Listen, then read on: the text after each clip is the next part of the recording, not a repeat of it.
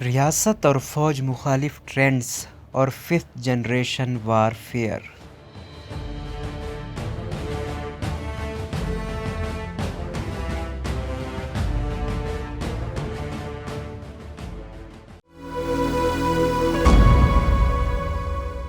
فہمیدہ یوسفی کے مطابق social media پر ریاست اور پاکستانی فوج کے خلاف ٹرینڈز اور پروپیگنڈا مہم ملک دشمن عناصر اور مفاد پرست گروہوں کی جانب سے چلائی جاتی رہی ہے، جس کے باشعور عوام اور ہر محب وطن شہری کی جانب سے مذمت کی جاتی رہی ہے۔ تاہم یہ حقیقت ہے کہ اب سوشل میڈیا کو استعمال کر کے کسی بھی قوم کے نظریاتی اساس کو کمزور اور اسے ملک مسلکی اور لسانی طور پر تقسیم کر کے ریاست اور اس کے اداروں کے سامنے کھڑا کرنا اس جنگ کا حصہ ہے جس میں دشمن فوج اور گولہ بارود کی ضرورت نہیں ہوتی ہے۔ اس جنگ کے ہتھیار یا proxies T V, radio, print media اور سوشل میڈیا، جس کے صارفین کی اکثریت کو علم ہی نہیں ہوتا کہ وہ کسی پروپیگنڈا مہم کا حصہ بن رہے ہیں، یوں شہری اپنی ریاست اور ملک کے خلاف ہی استعمال ہونے لگتے ہیں۔ اس جنگ کا خطرناک پہلو یہ ہے کہ اس سے شہریوں میں ذہنی خلفشار اور احساس سے عدم تحفظ پیدا کیا جاتا ہے۔ کہا جا سکتا ہے کہ کسی بھی مقصد کے تحت ایک قوم پر نفسیاتی برتری حاصل کر کے اس کی ذہن سازی کی یہ ایسی جنگ ہے جس میں دشمن اپنی طاقت کے تمام تر ممکنہ ذرائع استعمال کر کے حملہ آور ہوتا ہے، لیکن اپنی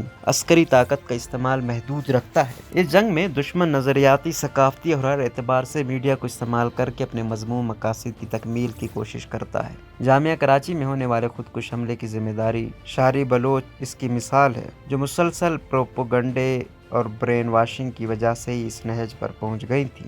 کچھ ہماری بھی کوتاہیاں تھیں اور کچھ پروپیگنڈے اس کو اس مقام تک لے گئے۔ اس خطرناک جنگ کو ففتھ جنریشن وارفیئر یا ہیبریڈ وارفیئر کہا جاتا ہے، لیکن اس سے پہلے کہ ہم بیانیے کی جنگ پر بات کریں، مختصراً فرسٹ جنریشن وارفیئر سے فورتھ جنریشن وارفیئر پر نظر ڈال دیتے ہیں۔ فرسٹ جنریشن وارفیئر کو دور حرب و عزب کا نام سے یاد کیا جاتا ہے۔ انسان کی جنگی تاریخ میں اس کی پیدائش کے ساتھ ہی شروع ہوتی ہے۔ انسان نے سب سے پہلا ہتھیار اپنے مضبوط جسم کو بنایا اور اسے حملے یا اپنے دفاع کے لیے استعمال کیا۔ اپنی جسمانی طاقت کو بڑھانے کے لیے انسان نے پتھر، دھات سے کام لینا شروع کیا۔ انسان کو جنگ لڑنے میں مدد دینے اور اسے طاقتور بنانے میں گھوڑے اور ہاتھی بھی شامل ہو گئے۔ اس فرسٹ جنریشن وارفیئر میں انسانی طاقت اور فوجی دستوں کی عددی برتری کو کامیابی کا اصول سمجھا جاتا تھا۔ جیسے جیسے انسانی ترقی کا سفر ہوتا رہا، ویسے ویسے جنگی ماڈل بھی تبدیل ہوتے رہے۔ انسانی طاقت اور فوجی دستوں کے ساتھ کامیابی کے لیے طاقتور ہتھیاروں کا استعمال شروع کیا گیا، جن میں گولہ بارود، توپ، رائفل اور مشین گن وغیرہ شامل تھے۔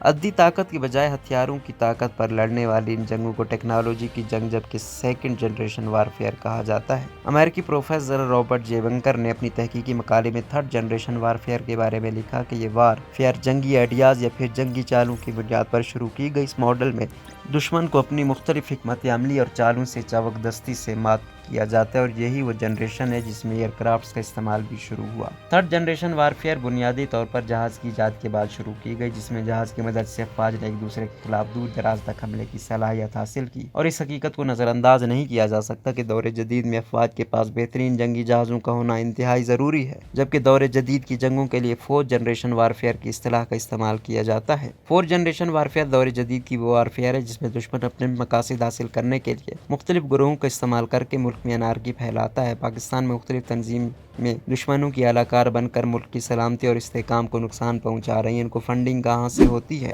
اور ان کے ماسٹر مائنڈز کو کہاں کہاں سے کس نے پناہ دے رکھی ہے، پاکستان نے سب ثبوت دنیا کے سامنے رکھے ہیں۔ اب بات کرتے ہیں ہیبریڈ وارفیئر کی۔ ہیبریڈ وارفیئر کی اصطلاح 21ویں صدی کے اوائل میں اسٹریٹجک لغت میں داخل ہوئی، حالانکہ اس سے پہلے بھی یہ وارفیئر ایک طویل عرصے سے مختلف ارتقائی شکلوں میں رائج تھی۔ ہیبریڈ وارفیئر میں اسٹریٹجک مقاصد کے حصول کے لیے غلط معلومات پھیلانا، پروپیگنڈا، معاشی جبر، پراکسی، ملیشیا کی پشت پناہی اور سائبر حملوں کا وسیع استعمال شامل ہے۔ آسان زبان میں اسے یوں سمجھا جا سکتا ہے کہ اس جنگ میں دشمن تضادات کو ہوا دے کر کسی قوم کی صفوں میں بد نظمی اور غلط فہمیاں پیدا کرتے ہوئے ان کو اپنے مقاصد کی تکمیل کے لیے استعمال کرنے میں کامیاب ہو جاتا ہے۔ ففتھ جنریشن وارفیئر میں سب سے پہلے ملک میں خانہ جنگی یا پھر داخلی انتشار کی فضا قائم کی جاتی ہے، پھر اس کا بھرپور فائدہ اٹھایا جاتا ہے۔ جدید دور میں طاقتیں اپنے مخالفوں کو غیر مستحکم کرنے، ان کے حوصلے پست کرنے اور منتشر کرنے کے لیے ہائبرڈ جنگ میں مصروف ہیں۔ پاکستان کا سب سے بڑا دشمن بھارت تقسیم کے بعد سے مسلسل پاکستان کے خلاف ہائبرڈ وارفیئر میں مصروف ہے، اور اس کا نشانہ پاکستان کی افواج افواج اور ملک کی سلامتی ہے۔ پاکستان کے خلاف اس ہائبرڈ وارفیئر کے لیے بھارت کی جانب سے بھرپور فنڈنگ کی جاتی ہے، جبکہ پاکستان کا اٹامک پروگرام، پاکستان کی افواج اور پاکستان کی سلامتی اس ہائبرڈ وارفیئر کا خصوصی ٹارگٹ ہے۔ سوشل میڈیا پر پاکستان کے خلاف چلنے والے ٹرینڈز میں اکثریت کے تانے بانے بھارتی سرزمین سے جا ملتے ہیں، جس کی بدترین مثال میں ڈس انفو لیب کی طرف سے پاکستان مخالف بھارتی ڈس انفارمیشن مہم کا پردہ چاک کیا گیا تھا۔ دوسری جانب بھارت سفارتی سطح پر تخریب کاری کے ذریعے مسلسل اس کوشش میں ہے کہ پاکستان کو FATF گرے لسٹ سے نکال کر بلیک لسٹ میں ڈال سکے۔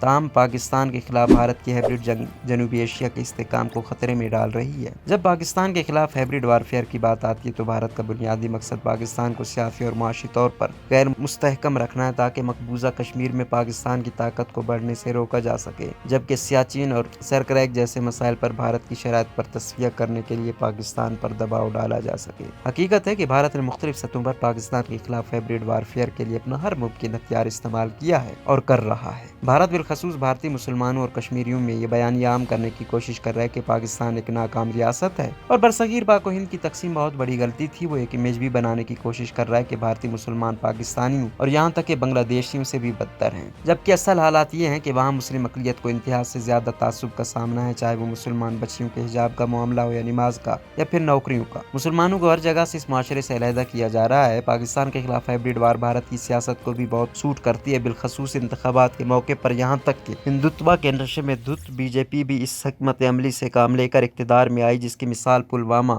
فالس فلیگ آپریشن ہے۔ بھارت نے یہ بیانیہ بھی عام کیا ہے کہ اس نے پاکستان سے ہمیشہ اچھے تعلقات استوار کرنے کی کوشش کی، لیکن پاکستانی فوج تعلقات کو معمول پر نہیں آنے دیتی۔ اس کے علاوہ یہ پاکستانی فوج ہی ہے جو تنازع کشمیر کے حل کے لیے کوششوں کی اجازت نہیں دے رہی، کیونکہ جب پاکستان اور بھارت صدر مشرف کے 4 نکاتی فارمولے کی بنیاد پر حل نکالنے کے لیے بیک ڈور ڈپلومیسی میں مصروف تھے تو یہ پاکستانی فوج ہی تھی۔ 2008 کا ممبئی حملہ کروایا گیا، اس کی حمایت اور فنڈنگ کی گئی، جو کہ جھوٹ اور پاکستان کے خلاف پروپیگنڈا ہے۔ اس طرح جب پاکستان کی بات آتی ہے تو پاک فوج کا ایک بڑے مسئلے کے طور پر پیش کیا جاتا ہے۔ بھارتی میڈیا میں پاکستان کے دفاعی اخراجات کو بھی تنقید کا نشانہ بنایا جاتا ہے، جو کہ بھارت کے جنگی جنون کو دیکھتے ہوئے قطعی غیر منطقی ہے۔ بھارت پاکستان کی فالٹ لائنز یعنی بلوچستان اور سیپے کا بھی فائدہ اٹھا رہا ہے۔ بھارت بین الاقوامی سطح پر پاکستان کو طالبان کا حامی بتاتا ہے۔ یقیناً بھارت کا اصل مقصد ملک کے اندر بے چینی، تقسیم اور عدم استحکام پیدا کر کے پاکستان کو کمزور کرنا ہے۔ ہم ڈیجیٹل دنیا میں رہتے ہیں جہاں معلومات تیزی سے پھیل جاتی ہیں، لہٰذا ہمیں بھارت کے بیانیے کے جواب کی ضرورت ہے کہ مذاکرات اور دہشت گردی ایک ساتھ نہیں چل سکتے، لیکن بدقسمتی سے پاکستان ہمیشہ معذرت خواہانہ انداز میں کام کرتا ہے۔ میڈیا ممکنہ طور پر کسی بھی ریاست کا چہرہ ہو سکتا ہے، لیکن پاکستان کے معاملے میں میڈیا کو کوئی پرواہ نہیں ہے اور میڈیا اور حکومت کے درمیان کوئی پالیسی پر مبنی بات چیت نہیں ہوتی، جبکہ پاکستان کے پاس اتنے انگریزی نیوز چینلز نہیں ہیں کہ وہ پاکستان کی مثبت تصویر پیش کر سکے۔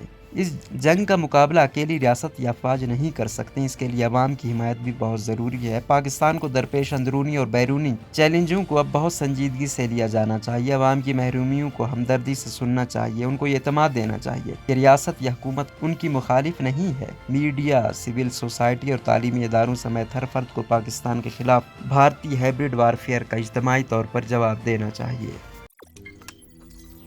روزنامہ قدرت کی ویڈیو دیکھنے کے لیے ابھی YouTube چینل پر سبسکرائب کریں اور بیل آئیکن پر بھی کلک کریں۔